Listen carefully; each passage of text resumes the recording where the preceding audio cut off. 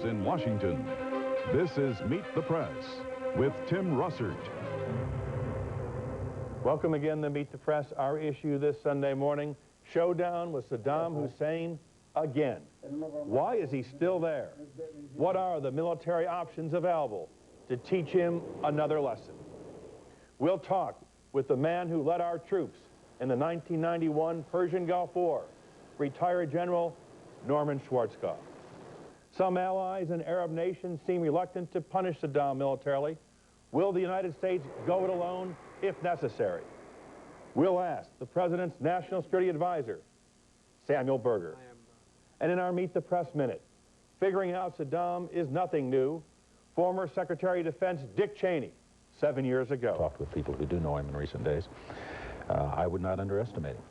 And in our political roundtable, Congress recesses battling over civil rights, gay rights, trade, taxes, and more.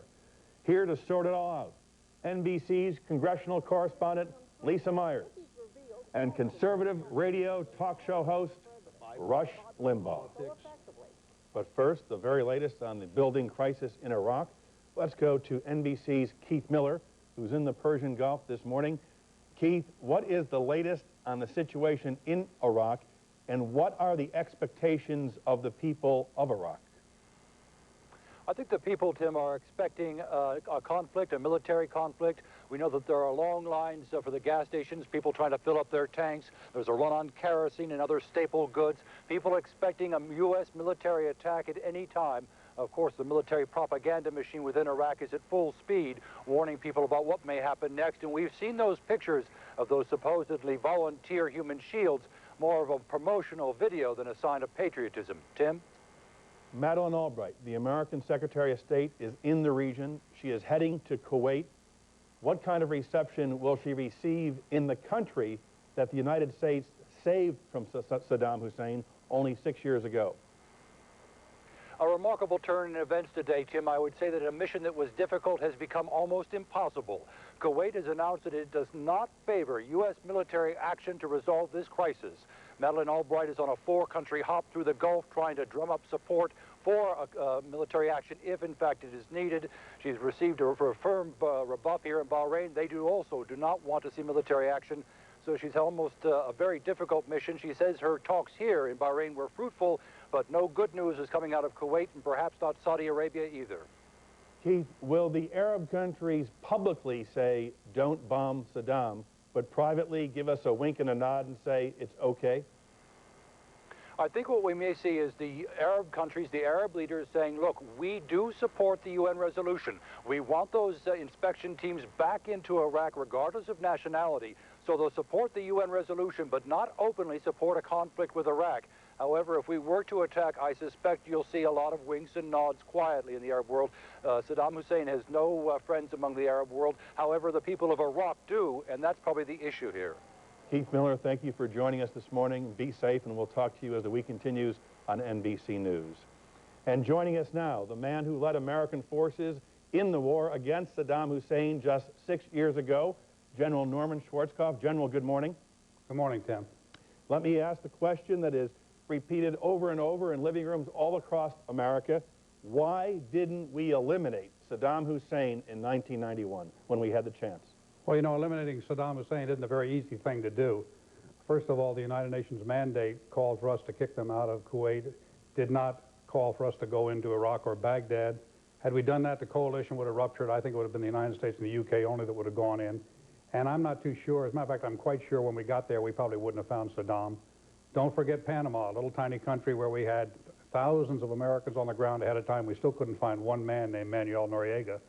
And this is Saddam, a man who has spent his entire life trying to survive by hiding from his enemies. We did launch, as you know, so many rockets and bombs at Iraq.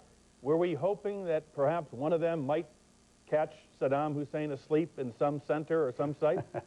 Well, let me put it this way. We attacked every single command and control center that they had in the first 3 days of the war, and obviously that meant we were attacking places where we thought he would be. He wasn't there. It was just that simple because our attacks were very effective. Somehow he'd either received advance word that we were coming or he was just darn lucky. How hard is he to find? How does he hide out? Well, it's impossible. He's really impossible to find. You know, we have no intelligence network on the ground in Iraq. In that kind of repressive society, it's very difficult for any intelligence network to operate. And unless you have inside information at a specific time and a specific date of where he's going to be, it's extremely hard to find one person. After the war, you wrote a book in which you said, quote, his nuclear, biological, and chemical military capability has been destroyed. That has turned out not to be true, isn't it, General?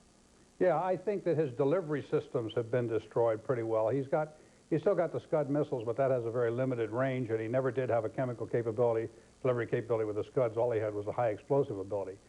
We went after all of the targets that the intelligence people had given us, and we destroyed them. It turns out that his arsenal was much more extensive than any of us ever imagined. In fact, let me just roll a small tape of what President Clinton said on this program last week and get your reaction to it.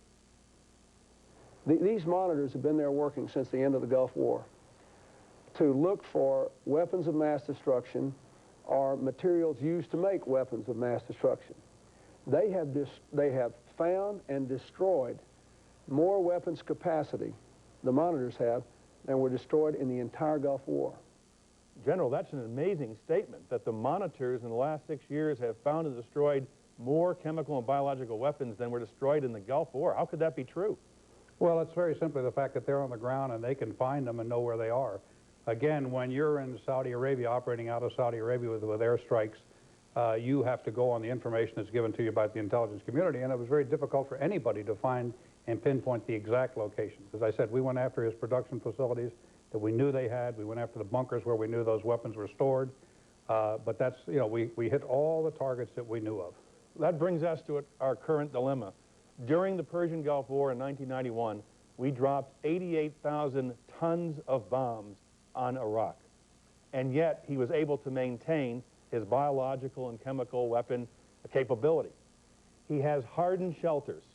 If our bombs can only knock out, say, instruments 6 to 10 feet down, and he is hiding his weapons of mass destruction further down in the ground, and 43 days of saturation bombing could not take them out, how can we expect that a new bombing campaign in 1997 would have any different result? I don't think we have any expectation it would. That, precisely for the reasons you stated, is why you need that UN inspection team in there on the ground. They're the people that can find it and ferret it out. You're not going to be able to destroy it from the air with bombing alone. What if we happen to hit one of those sites? Would it not release poisonous gas into the air? It depends entirely upon what kind of gas was there. Most gas, dissipates very, very quickly in the atmosphere, unless it's a persistent type of gas, and then it would probably pollute the immediate area, but I doubt very seriously if it would have any serious long-term effect. We have to consider things like wind vectors, that weather, the type of biological or chemical agents you're dealing with, and that sort of thing. But again, we bombed them very, very extensively during the early stages of the Gulf War, and all the detection devices we had didn't come up with any danger. Of course, we looked at wind vectors and that sort of thing before we did it. But if we cannot destroy his chemical and biological capability with a vigorous air campaign, do we hope to bomb him into submission psychologically so that he'll allow the inspectors to come back in? Well, I don't know what our hopes would be, and I wouldn't want to predict what the U.S. government's motives were in doing something like that. I think it's very, very important that please, you got to understand, what is Saddam's end game? It has nothing to do with anything other than getting the sanctions lifted. That's what he's trying to do. That's his ultimate objective. So I think what our objective should be is to try and make sure that we get our inspectors back in on the ground. So I'm talking about the UN inspectors back in on the ground, so that they can in fact find these very things that you're talking about being so tough, okay, to locate, and at the same time do it without lifting the sanctions. Because you lift the sanctions, Iraq, the second largest oil producer in the Gulf, has huge amounts of petrodollars that they can go out and rebuild their entire war machine, indeed build weapons of mass destruction if they choose to do so. But if he says, I'm sorry, the inspectors are not coming back in, period, we have given him a window to accelerate his campaign of developing weapons of mass destruction. Well, I don't think that, given the immediate window, that they have the time to do it. It's going to take, it's not something that you just do instantaneously. I think, as I say, the objective has to be to get the inspectors back in on the ground. That was one of the conditions of the ceasefire that Iraq agreed upon. So we have to get those inspectors back in to ensure that they can't develop those those nuclear and biological and chemical weapons. It's not a short-term thing. They can't do it very quickly. That's the ultimate objective. Do that without raising the sanctions, and don't raise the sanctions until such time as we're sure he can't produce that stuff. How difficult would it be to conduct a massive bombing campaign without using Saudi Arabia as a base? It would be tough. It wouldn't be impossible. You know, we have all sorts of military capabilities that can launch from the sea. We could also launch from Turkey in the north. It would certainly compound the problem and make it much more difficult, but certainly would not make it impossible. Saddam's use of human shields, women and children being scattered at military sites and his palaces, how difficult will it be to bomb those locations knowing he has placed human shields there? Well, I think it'll be extremely difficult. I mean, you know, I kind of like the image of Saddam hiding behind innocent children and women's skirts. That's very typical of that guy. You know, supposedly they're all doing it voluntarily. We've all seen the stage demonstrations in the past, and I'm sure that's more of the same. And obviously nobody wants to hurt innocent women and children. So that is something that the targeteers and the decision makers will have to take into account. And also they have to take into account as to whether a bombing of that sort will make any difference anyhow. Human life, the human life of Iraqis doesn't mean a damn thing to Saddam Hussein. He could care less about his people. He's demonstrated that over and over again. And he's willing to sacrifice people to accomplish his own ends. That's something that we should all remember about this guy.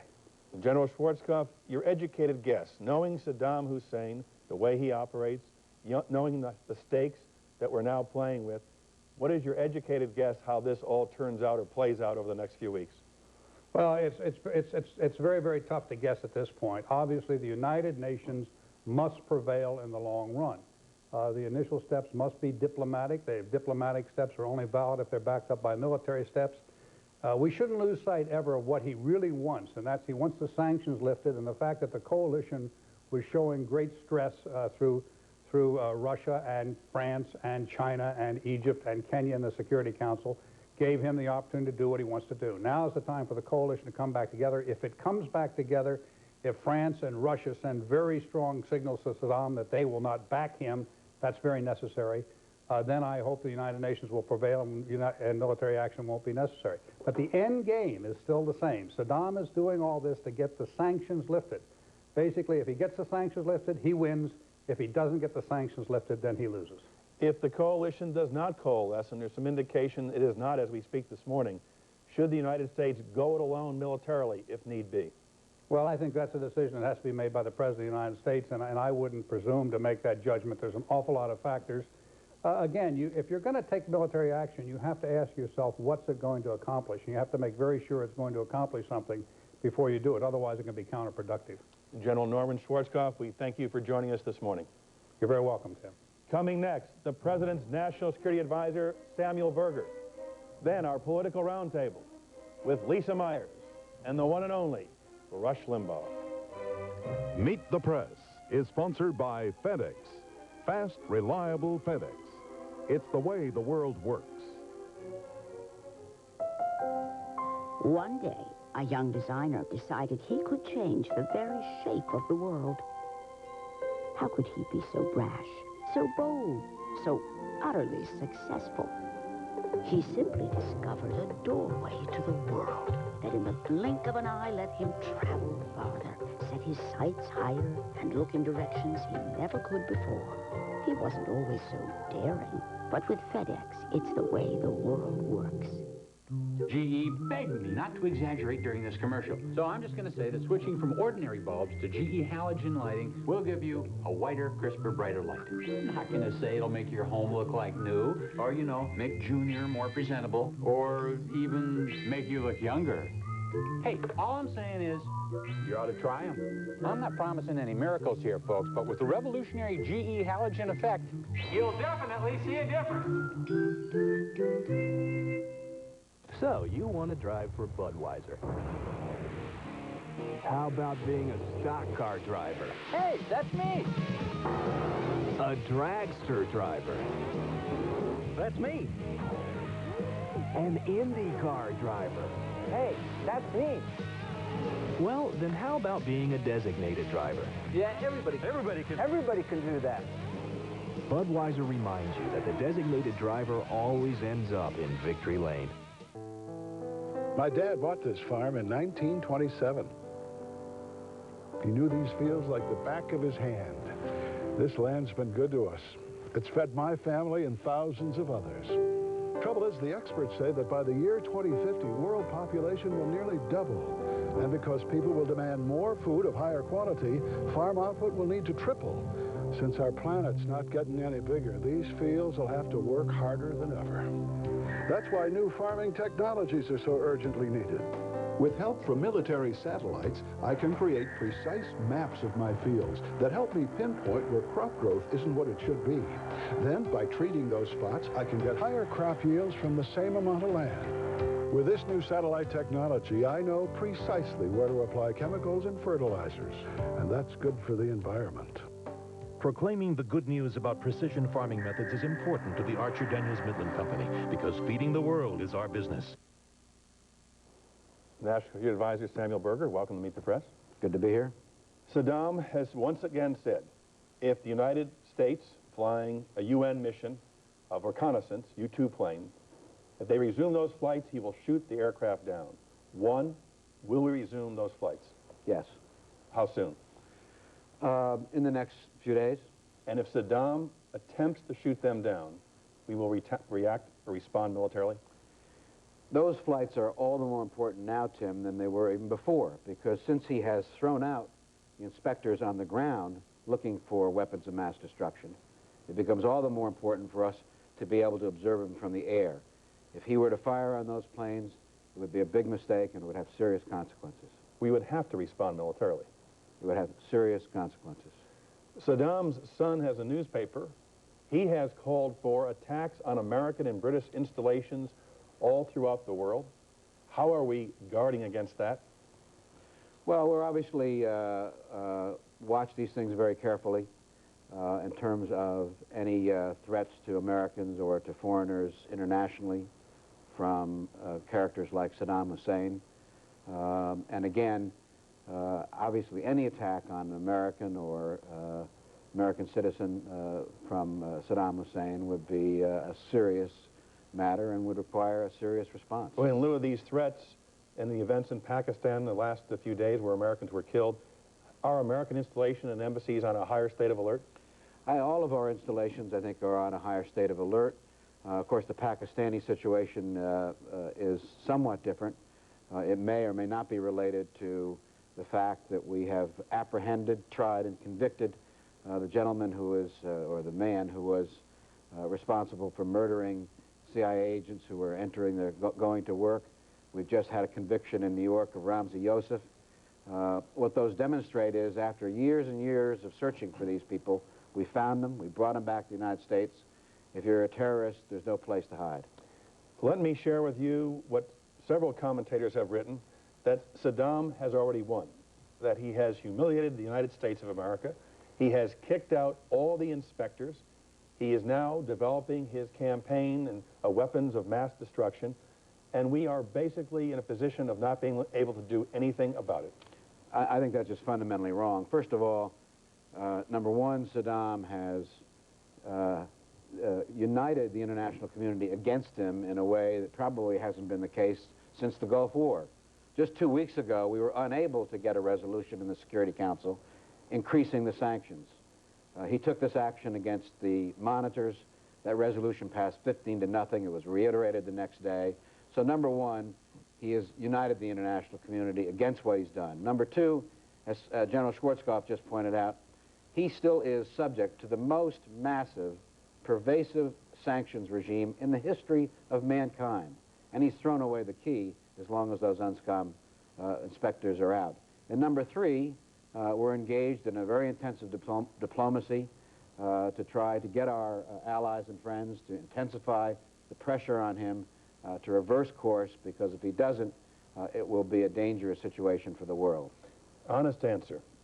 It wouldn't have bothered you one bit if Saddam had been killed in 1991. Well, I wasn't making those decisions in 1991. I don't think that he's been exactly a George Washington or Thomas Jefferson for his own people. I mean, let's remember, this is a man who is a weapons of mass destruction repeat offender. He has gassed the Iranians during the Iraq-Iranian War. He's used chemical weapons against his own people, thousands of them, in 1988. And the issue here is whether or not he's going to have an unfettered capacity to reconstitute those weapons and threaten not only his neighbors, but threaten the world. Our view, and I think the view of other countries around the world, is that he cannot be permitted to do that. Well, let's cut to it, however. You heard General Schwarzkopf say, we dropped 88,000 tons of bombs on Iraq, 43 days of a saturated bombing campaign, and didn't eliminate his biological chemical weapons. If Saddam Hussein says, inspectors are not coming back, you can bomb me all you want, I'm going to continue to develop my weapons. Well, first of all, our immediate focus is on the diplomatic side. Our immediate focus is to marshal our friends and allies, some of whom have closer relations with Iraq than we do, to make it absolutely clear to him that he cannot divide the international community. In fact, what he's done is united the international community and assured that the sanctions will remain in effect long into the future. Now, if that is not successful, the President's made clear that he has not ruled out any options. And were we in a situation in which we were to have to consider military options, there's, I think, a capacity here to impede his ability to reconstitute those weapons of mass destruction. That's the objective, to prevent him from threatening the world with biological, chemical weapons in particular. But do you believe you can bomb Saddam Hussein into submission? Well, again, our hope, our emphasis at this point is on diplomacy, on trying to get him to reverse course. But if that were the option the President decided upon, I certainly think we could impede his ability to reconstitute. Don't forget, those inspectors have been on the ground for 6 years. They have done an enormous amount of good. You showed the tape from President Clinton. They have located an enormous amount of material. They've destroyed an enormous amount of material. They have information on where the facilities are that have the capacity to manufacture this material. So we're not without information. Well, how dangerous are the materials that Saddam has? The materials that he has or potentially could get are extraordinarily dangerous. Just give you 2 examples. We know that at the end of the war, he had 4 tons of VX gas. This is even more deadly than sarin gas. 1 drop of this gas on your finger, Tim, could kill you in a matter of hours. We know that he had 2,500 gallons of anthrax, biological germ warfare, which if you inhale that gas, you die in 5 days. Now, we have not been able, the inspectors have not been able to account for the destruction of that material. Either he has it or he has the capacity to reconstitute it. This is a serious, serious matter. What about the use of human shields, women and children at installations throughout Iraq? How difficult, or does it neutralize our ability to bomb? Well, once again, it demonstrates the kind of man that we're dealing with. Saddam Hussein has not had a character transplant since the Gulf War. And the capacity, this again demonstrates the lengths he's prepared to go. Obviously, we are concerned about civilian casualties and would be in any situation, but that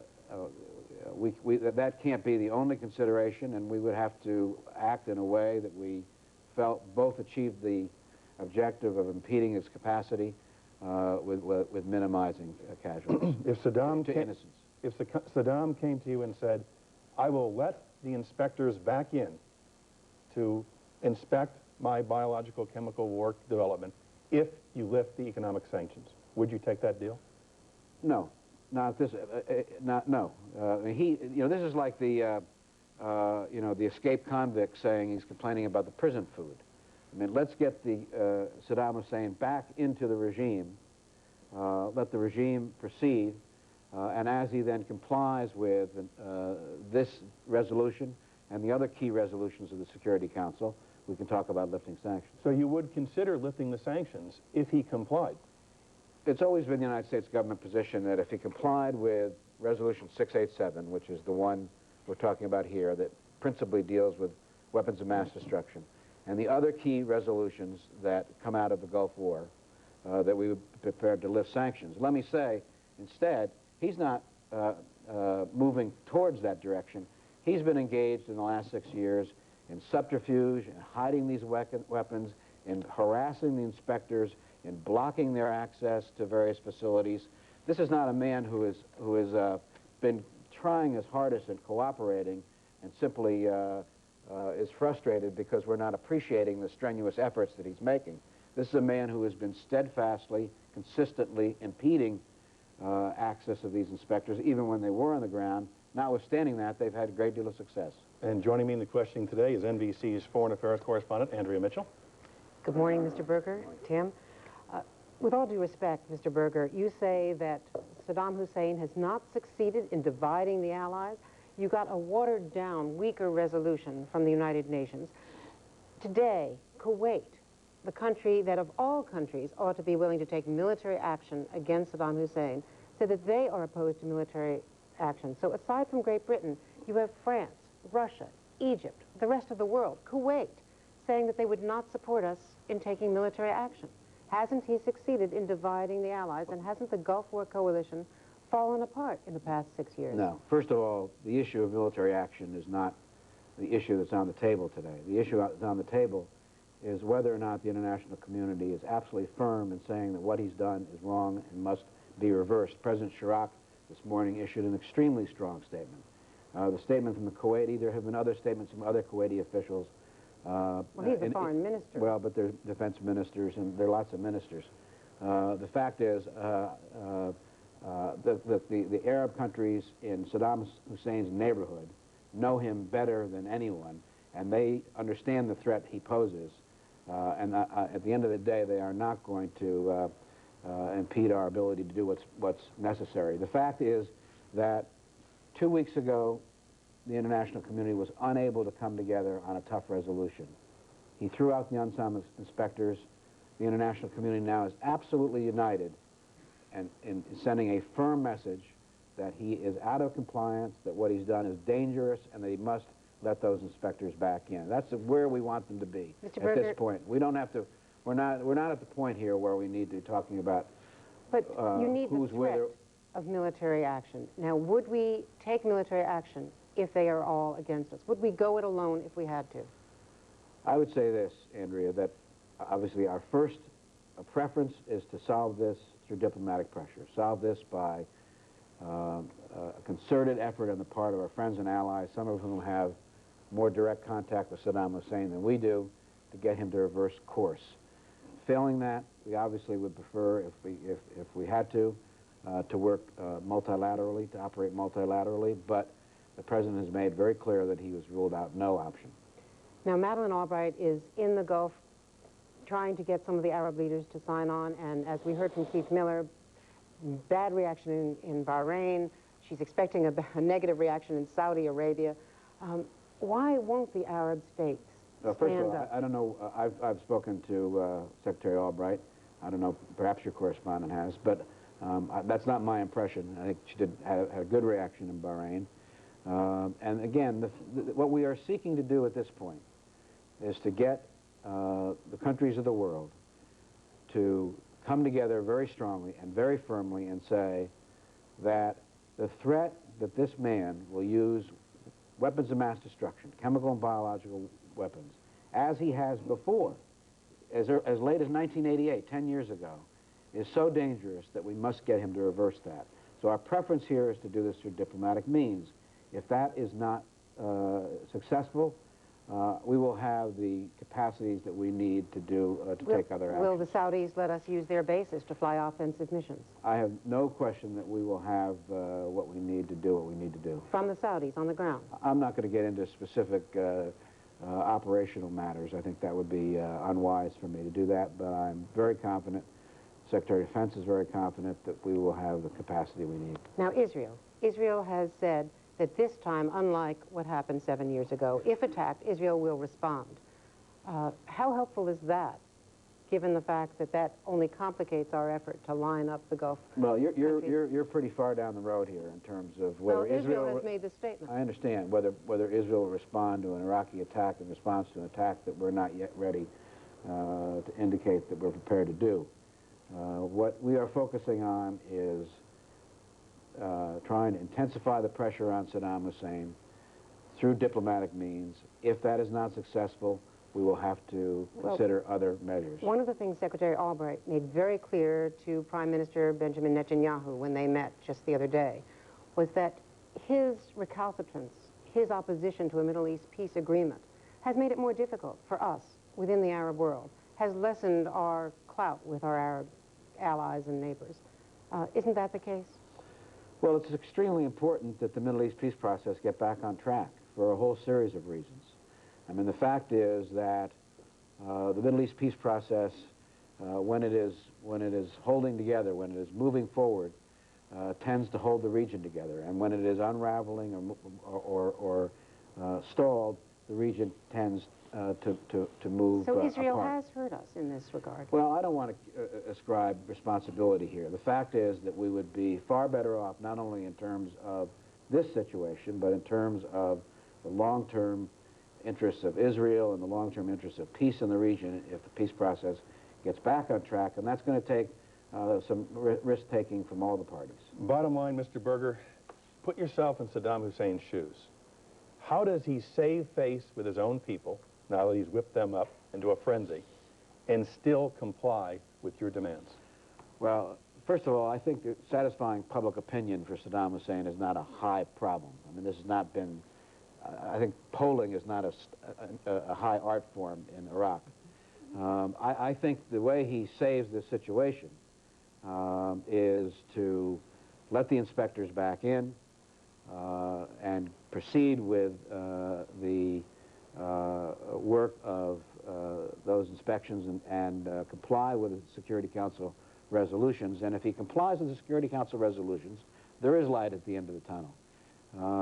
All he has to do is act in a civilized way and comply with the resolutions that come out of the Gulf War, and he could build a different kind of future for his people.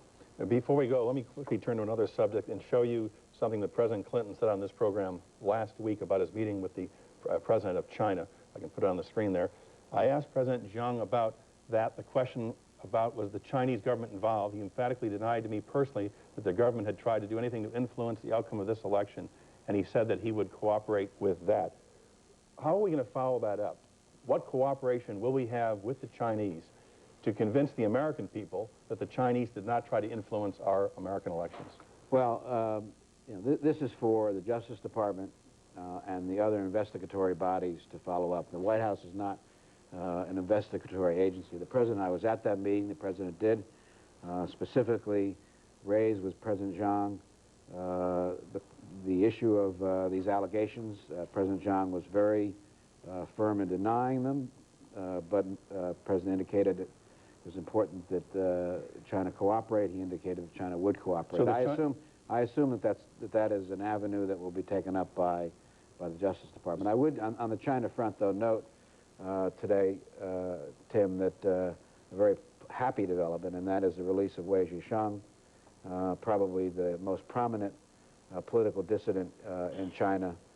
It's a very happy day, I think. Did the Chinese president, in effect, promise President Clinton that the Chinese government would cooperate with our Justice Department? He indicated that he would cooperate with the investigations, and we didn't get into a discussion of which agencies. He indicated that he would cooperate, but they had not been engaged in trying to influence our elections through illegal contributions. Before you go, are you the next White House Chief of Staff? I'm the current National Security Advisor. Would you like to be White House Chief of Staff? I'm very pleased being the National Security Advisor. Would you turn the job down? I'm happy with the job I've got. The door is open. I got enough to do, Tim. Sandy Berger, thanks very much for joining us this morning. Up next, the world according to Rush Limbaugh.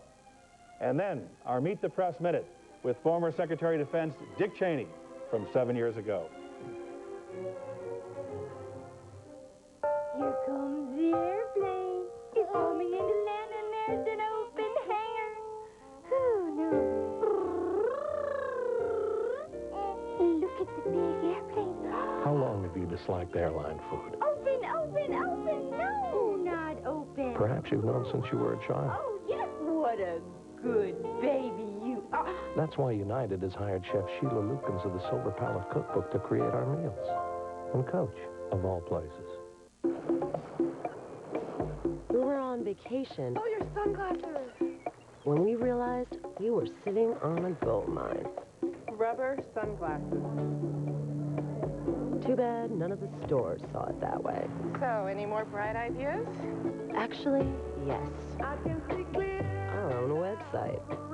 And before we knew it, we were selling shades to everyone under the sun. Open a storefront on the internet with the most powerful network in the world. A pound of regular ground beef has more than 90 grams of fat.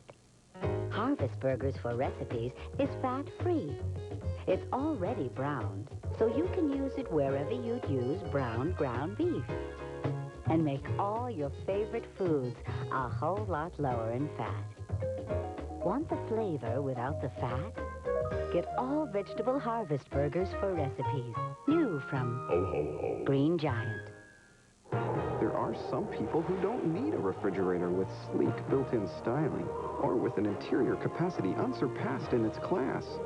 But there's not a person on earth who can resist the new GE Profile Performance refrigerator because it's the only one with the Water by Culligan filtration system. And everyone loves a glass of fresh, delicious, ice-cold water by Culligan. The new GE Profile Performance, the only refrigerator with water by Culligan. Rush Limbaugh, Lisa Myers, Dick Cheney after this brief station break. This week, the inside story on the crash of TWA Flight 800, plus the man behind the Promise Keepers, and Peanuts creator Charles Schulz, this week on Today. Dateline Sunday, you're fast asleep in a hotel room when a fire breaks out. Hundreds have died this way. What would you do? Find out how to get out alive. Dateline tonight. My Uncle Jack wears a beeper, like one of those doctors on TV. Anytime there's a flood or disaster or something like that, Uncle Jack's the guy who beep. He works for Ameritech. So when people are like hiding in their basements from tornadoes, eating candy bars, he's 100 feet up in the air. Last winter when there was no snow here, they flew into a giant storm in Indiana at 2 in the morning. How cool is that? Save up to 60% during the fall home sale with no payments and no interest for 1 full year. For a limited time only at Basista Furniture on State Road in Parma. For complete local coverage, Channel 3 News. We're back. Rush Limbaugh, welcome. Let me start with you. What are your 20 million listeners telling you about Iraq? They're perplexed how the situation has gotten to where it is. You framed this very well. This show presents all of the options. It really comes down to what we think is the most important thing to do. Is anthrax serious enough that we go in and preemptively take it out, and whatever happens in the process happens? If that means going 30 feet deep instead of 6 or 8 feet, if it means women and children, do we want to wait until he does it, or do we want to preempt it? And that's the big decision that everybody has to make here. This is tough. It really is.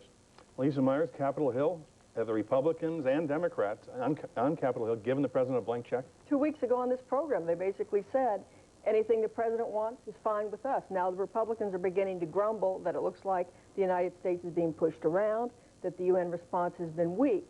But I think the biggest concern you hear is that the administration may not have thoroughly thought through all the options and the consequences of doing one thing or the other. What if in the worst case we do take military action and Saddam still defies us? And that, I think, is the bigger concern rather than specifically what the administration does. Rush, last week the president lost his request for fast-track trade authority. People were declaring he was a lame duck. Now we're talking about Iraq. He's reemerging as the commander-in-chief. Is he a lame duck? Well, let's keep on fast track for a second, and I think put that in proper perspective. I think there are two things at work there. I think the first thing you can say is, since he lost the vote and couldn't get any more Democrats than he got, you'd have to say there's no such thing as a new Democrat. You'd have to say that the old Democratic Party, which is made up of a coalition of a bunch of small special interest groups, it appears to be what has triumphed in this party. The second thing that was going on, which argues a little bit against that as a long-term reality, is that this was payback time. There are a lot of liberal Democrats in Congress that have been livid at him over welfare reform, capital gains taxes. He eluded the DNC one of the reasons they're so dependent on labor money. This was payback time, too. But he is a very fortunate president. And I don't know whether you want to look at Iraq. I, as a citizen, don't want to look at Iraq in a political sense and say, boy, he's been bailed out again. But this is serious stuff. I mean, Mr. Berger was right, Tim. The anthrax is far more dangerous than cigarette smoking and tobacco. And this administration still seems to be more focused on the dangers of tobacco and Joe Camel and so forth than they are facing this thing with Iraq. How you pull the inspectors out of there. What's the UN for if we have to be there for them to be on the ground inspecting? So the UN guys stay in, even if our guys are kicked out. What's the point? To find out what he's making? And I find it amazing to contemplate that he's going to show anybody what he's making anyway, whether we've got inspectors there or not. I think he would and still does understand the use of force and the will, at least, to use it. And that's what I think he's questioning, is our resolve to use force. Lisa Myers, let me turn to the cultural values that are being discussed. The President of the United States went to a gay rights dinner, the first sitting president to do that. Al Gore talked about Ellen coming out on the ABC show and how that forced Americans to look at sexual orientation in a whole new light. Many Democratic advisors have told me this is a calculated political campaign to secure gays in the Democratic Party. One said to me, we have blacks, we have women, the gender gap, we have Hispanics because of Republican views on immigration, and if we can get the gays, we have an unbeatable coalition, quote unquote. Oh, I agree. It's a very calculated strategy, but I also believe that in the case of the president attending the gay rights dinner, it was also the right thing to do. After all, he is the president of the United States. That's the president of all Americans, gay, straight, black, white, male, female. He did not embrace the entire agenda of the group. You also have to remember that gays were among the president's earliest and strongest supporters. They stuck with him in '96 after he bitterly disappointed them on a couple of issues. So for the president to go to that dinner was really just reflecting what the reality is. How much time do we have here? Now, wait a minute, Rex, I don't think you support discrimination against anyone. No, I'm not. No, don't say that. But first thing, political point. I don't think he has to secure the gay vote. Where's it going to go? It hasn't gone Republican anyway, and this wasn't necessary to secure the gay vote. This was symbolic. My wife has a good point about he's the president of all people. Why is he the president of all people in a non-election year after he's won re-election? Why not do this in '93? Why not do this in '94? He does it in the safe year of 1997. About the event, I mean, the fact is they contribute a lot of money to Democratic causes and always have. This may be shoring that up, I don't doubt it. But I watched a little bit of this, and when the president was heckled by the 3 AIDS protesters, he said, look, my administration spent 10 times per death, I think he said, what we're spending when I came into office and on other diseases. And there was a standing ovation for that. AIDS, in many cases, be it drug use or promiscuity, is a behaviorally spread disease and is controlled as such, or can be controlled with moderate amounts of behavior modification. Cancer, especially breast cancer and prostate cancer, what are the behavioral things you do to get that?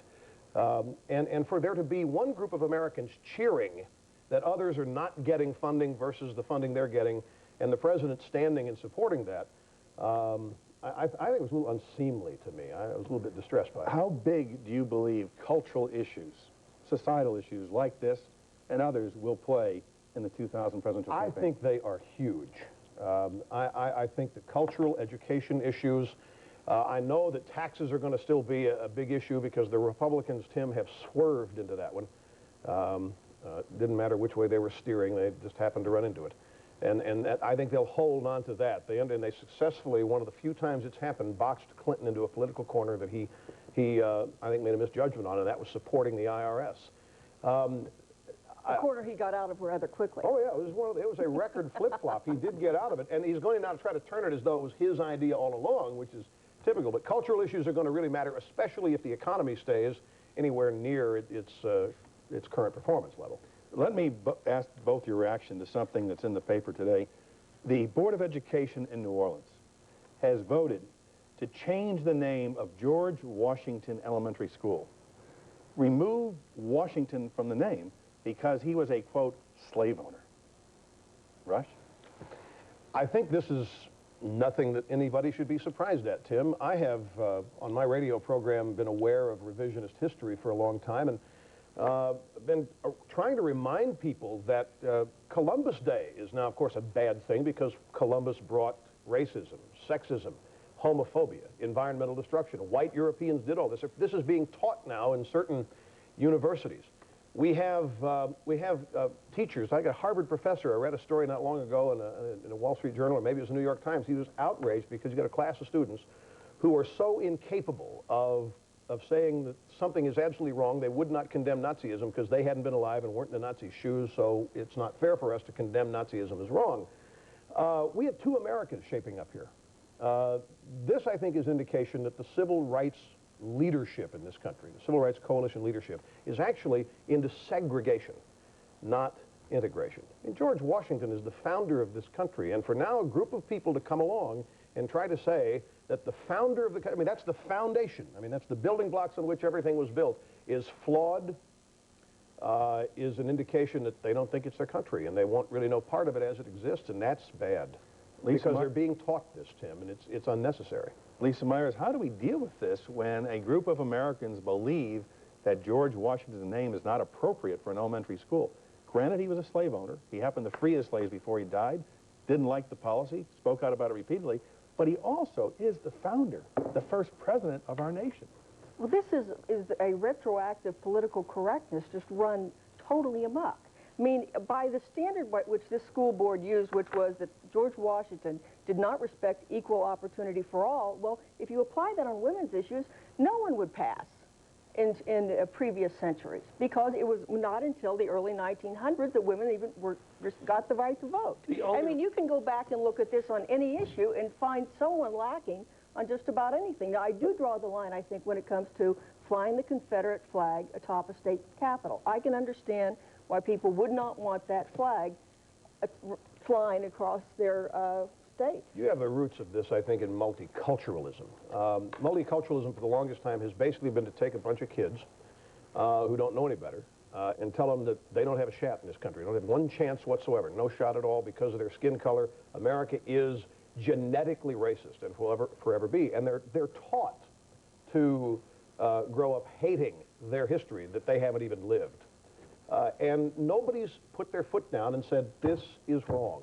This stuff is simply the result of a lack of guts on the part of some people to say, way back when all of this multiculturalism started, this is irrelevant. This is the United States of America. These are American kids, Tim, whose minds are being polluted and poisoned.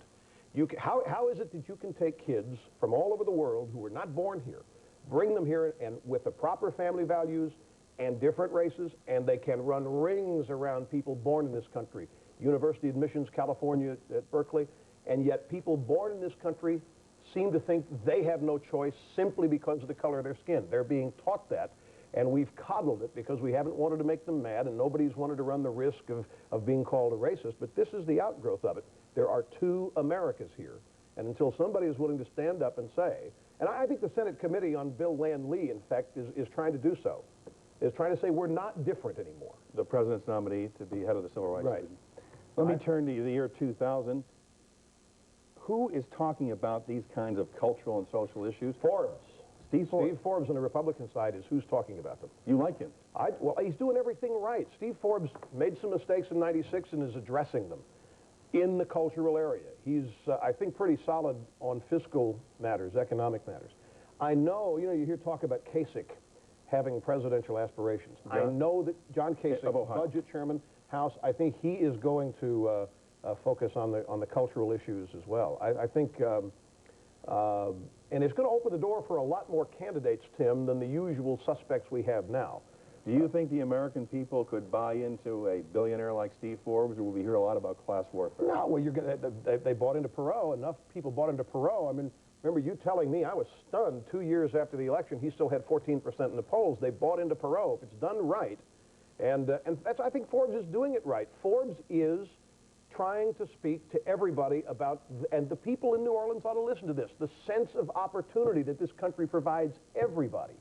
He is trying to make it known by as many people as possible. This country has more opportunity than it's ever had before, but you have to work for it, and try to access it. And I think that'll resonate with people, regardless how much money he has. Lisa, the Republicans in 2000, what do you see?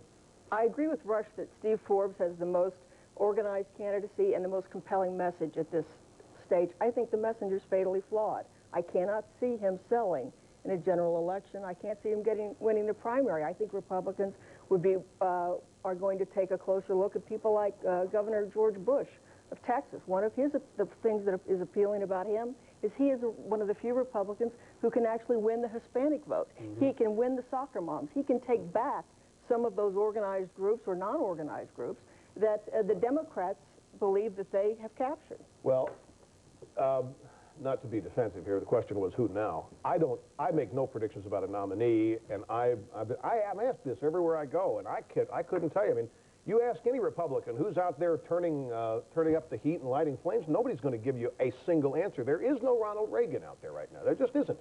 So you look at people who are in the game and see how much they will influence, such as George Bush or anybody that comes along. Forbes will influence a lot of people, and he may go a lot farther than people think. We have about a minute left. We had some fun last week on this program. We're flying. We had President Clinton was here last week, as you know, and I had some fun about McDonald's. Yeah. How 6% of the people believe that he visited McDonald's. That was his image, their image of him. He said, quote, it's funny because as long as I've been president, I have not eaten at McDonald's. I understand you've been investigating this, Mr. Limbaugh. We have an affiliate in Hawaii that went deep, Tim, dug deep, and they found pictures of the president walking out of a McDonald's. He's been there twice. He's been into McDonald's. We called the White House, and the White House said, no, the president said he hadn't eaten at McDonald's. That means he took it and left. We didn't say he hadn't eaten takeout. I personally find that a relief, because that means if you get your French fries at the drive-by, they don't count. But wait a minute, we're laughing about this, but what does this illustrate? If he'll do this about McDonald's, will he do it about Iraq? Will he do it about other substantive issues? It is funny because it's so pathetic. Did he inhale the Big Mac? That is the question here this morning. I think we need another independent counsel. Another independent counsel. We'll get to the bottom of this. Oh, no, we don't need that. Common sense tells us what's going on with this. Rush Limbaugh, thanks for coming to join us this Sunday morning. Thanks for having me. And we'll be right back with our Meet the Press Minute. Former Secretary of Defense Dick Cheney analyzing Saddam Hussein. Meet the Press is sponsored by Mutual Fund, one source from Charles Schwab. Mutual Fund, investing the way it should be.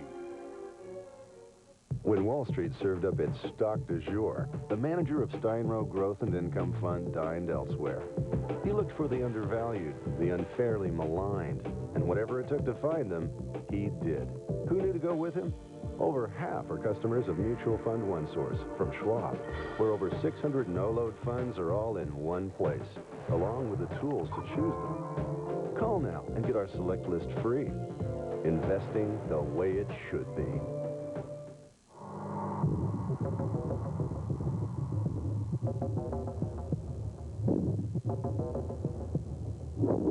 You haven't found one like it before, because we've never built one like it before.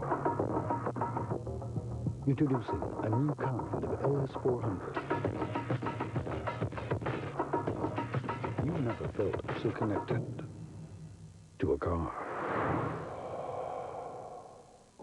Somewhere between home white and road gray, there's chalk. Where chalk blends with clay, there's dust. And if you keep your eye dead center, where dust and ash converge, you'll strike an overpowering color called smoke. One of the colors between the colors created by Canon. Canon Laser Color. Its only competition is reality.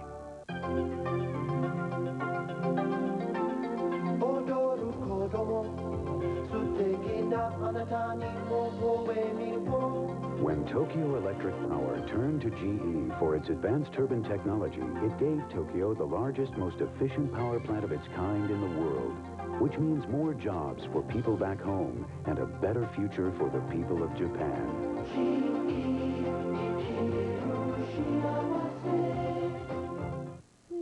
We made a name for ourselves by inventing a wonder drug. And now, we're improving the diagnosis and treatment of major diseases. Our energy-absorbing foams make cars safer than ever. And our crop protectants help farmers produce a more abundant food supply. So much good we can do for each other. Oh, what a world. There. In healthcare, chemicals, and imaging technologies, we cure more headaches than you think. August 1990, Saddam Hussein has invaded Kuwait and is told he must get out. The then Secretary of Defense, Dick Cheney, is asked his take on Saddam Hussein. Obviously, I don't know the man personally. It's a subject, though, we're deeply interested in. I've talked with people who do know him in recent days. I would not underestimate him. I think it's a mistake for us to assume that this is some kind of unpredictable, certainly is unpredictable, but somebody who's mentally unbalanced. I mean, I think he's an evil man. I think he's prepared to use force. He's demonstrated a willingness to poison his own people. The fact of the matter is, he's tough. He's got a well-trained, experienced military capability. He's demonstrated a willingness to use it. And we have to treat him on the assumption that he is, in fact, a very dangerous character. The same storyline 7 years later, and we'll be right back.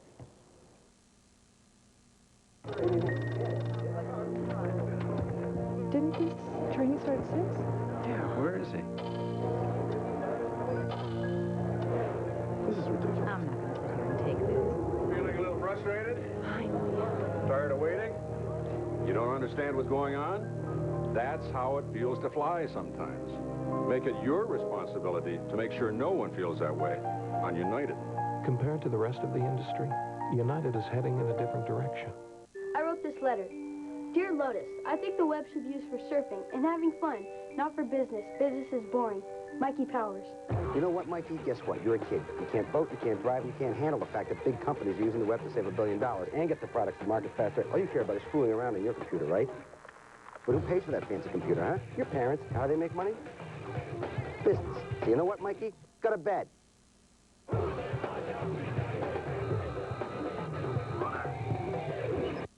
There are some people who don't need a refrigerator with sleek built-in styling or with an interior capacity unsurpassed in its class. But there's not a person on earth who can resist the new GE Profile Performance refrigerator because it's the only one with the Water by Culligan filtration system. And everyone loves a glass of fresh, delicious, ice-cold water by Culligan. The new GE Profile Performance, the only refrigerator with water by Culligan. This plant is a rich source of natural vitamin E. This plant uses that source to make enough vitamin E to meet the daily requirement of nearly 450 million people. This is a soybean plant. And this is an Archer Daniels Midland vitamin E plant, where soybeans are used to produce natural vitamin E, officially recognized to have 36% greater potency than synthetic vitamin E. Two very different plants, one very essential vitamin. Another reason why ADM is supermarket to the world. At 7 tonight Eastern on Dateline, deceptive TV commercials. Then check out our 50th anniversary Meet the Press website at msnbc.com. Start your day tomorrow on Today with Katie and Matt, then the NBC Nightly News with Tom Brokaw. That's all for today. We'll be back next week. If it's Sunday, it's Meet the Press.